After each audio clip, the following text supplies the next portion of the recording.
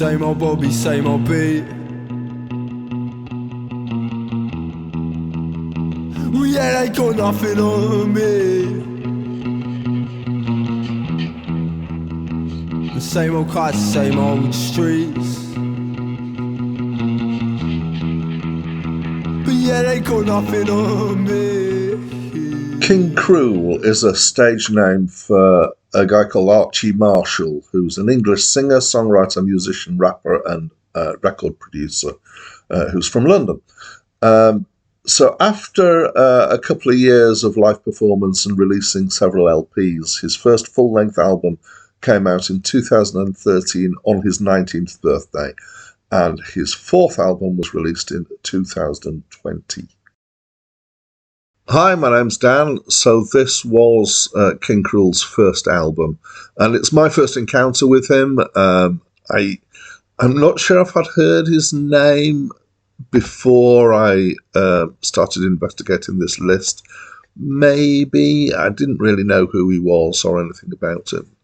So as I often do, I had a listen to it without finding out any information first, and then a second listen after having read up on him. And my first listen was, obviously I didn't know what to expect, but it was a pleasant surprise, so I quite liked it. Wikipedia, as is almost always the case, has some information about this album. Wikipedia has attempted to categorize this as indie rock / post-punk / jazz fusion / trip hop. And if that confuses you as a collection of styles, then no wonder. It's one of those things that actually doesn't fit into any known genre that I can think of. So rather than trying to make it up from bits and pieces of others that might give you a vague idea, because that list really doesn't tell you what it's like, I'm going to try and do description instead. Reviewers like genres because it gives you a shortcut to telling you what the music's like. So it's sparse, and it's mostly, or certainly the core of it, is King Krule singing and playing electric guitar. And in this, it immediately reminded me of Billy Bragg, who did a similar thing and was also from London, so the accent has some similarities as well. So it's this kind of very empty feel with quite a lot of reverb and some echo and some singing. The guitar playing is very... it's actually good, I think. It's light, deft chords, and the chords that are being used kind of move around quite a bit and are suspended chords, and they sound like the sort of guitar playing that you often get in jazz. So that's possibly where the jazz element has come from. The other stuff that's in there, so there are other instruments that find their way in. They're definitely taking a back seat most of the time. There's so I'm slightly hesitating because there's the sound of bass, but I wonder, just because of the tone of it, whether it's actually the bottom notes of his electric guitar brought down an octave to make it sound like a bass. There's drum samples and bits and loops. There's other samples of bits and pieces here and there, but it's still all kind of got this expansive space to it. The tracks, they vary in how much production there is and how much of these extra little bits they're in. Sometimes his voice is been doubled, so he's singing along with himself. And as I said before, there's quite a bit of reverb and a little bit of echo in here. It reminded me in some ways of, I want to say dub. I'm not sure if this is actually what dub is. At some point I'll find out. The last track, which is called Bathed in Grey, has piano instead of guitar, and it sounds like a very lo-fi piano sound. It's also very nicely done, but with a very kind of similar approach to the tracks. But it's probably the most produced track out of all of them, in that it's got quite a few kind of shifts in sound and shifts in the other thing that's going on in there. It's in terms of the content, it's quite a disturbing song. Not that that's necessarily a bad thing. His voice is very distinctive. He sounds older than he is. So this has come out on his 19th birthday. So everything that is recorded here, he was younger than 19. He sounds like he's mid to late 30s at this stage. So I don't know.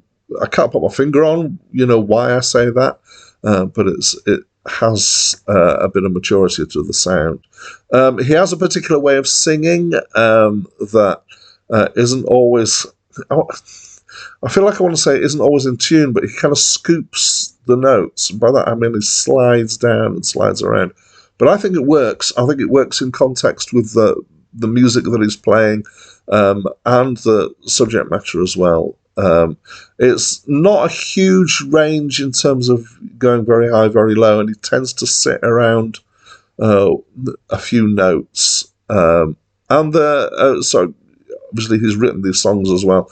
The lyrics, the structure of them is often very like rap in the kind of the way the lines go together and have little bits that go on the end and it kind of expands and whatever. So the rhythms of the singing are a bit like rapping rhythms. Having used the word rhythm, mostly it's not strongly rhythmic. There are, as I say, bits of drums in the back, but they're often quite temporary and leave after a bit. There are some tracks where there are some interesting lengths of line. So a line is usually kind of 4 bars or 8 bars, but often with him there can be 5 bars or something, and then that's repeated, and it kind of sets you off balance. I think it's done on purpose. I think he knows what he's doing with this. It certainly makes it interesting. The songs, I couldn't really pick up all that the songs are about. There's a certain darkness here to it. There may be some politics and social commentary, but it might be about bits about difficult life as well. The whole effect is quite melancholy and stark, but I found it refreshingly different, and I enjoyed it. It's kind of, even from the description that I've given, I wouldn't necessarily say that I would immediately jump in and enjoy something like this, but I did, and from the get-go, it was engaging, and I just found it to be well done and thoughtful, I guess, while having this darkness to it. Hey, what do I know? So this is my first encounter, and these are my thoughts about it. I'd love to know what your thoughts are on this album, so please let me know in the comments below. That's it from me for now. You pour your heart, your aching soul. Well, I'll stay bold. Look for the times you took to hold my naked soul. Deep sea diver, born skiver, 2-month fiver, I've hurt everyone but you.